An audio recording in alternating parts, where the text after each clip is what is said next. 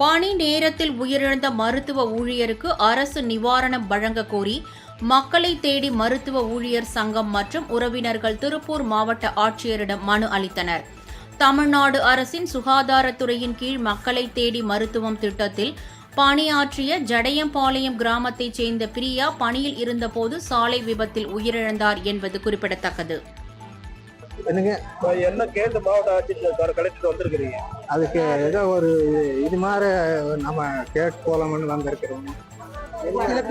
இழப்பீடு கேட்கலாமான்னு வந்திருக்கிறோம். அரசு ஊழியர் என்ன பண்ணுவாங்க, இழப்பீடு ஏதோ ஒன்று கொடுப்பாங்கல்ல, அதுக்காக தான் வந்திருக்கோம். என் பேர் சத்யாங்க. என் தங்கச்சி பேர் பிரியா. அவள் மக்களை தேவி மருத்துவமனையில் வேலை செஞ்சுட்டு இருக்கா. அப்படிங்க ஏற்கனவே சம்பளமே அவளுக்கு குறைவு தாங்க, எல்லாத்துக்குமே குறைவு தான். டியூட்டி டயத்துலேயே இறந்ததுனால அவளுக்கு ஏதாவது நிவாரணம் பண்ணி கொடுக்கணும்னு வேண்டிக்கிறேங்க.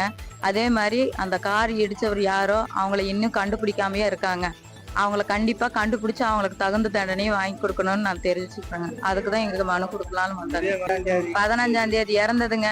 4 நாள் ஆக போகுதுங்க. என் தங்கச்சிக்கு இனி எந்த இதுவுமே போலீஸ் சைட்லேருந்து எந்த இதுவுமே தெரிவிக்கலைங்க.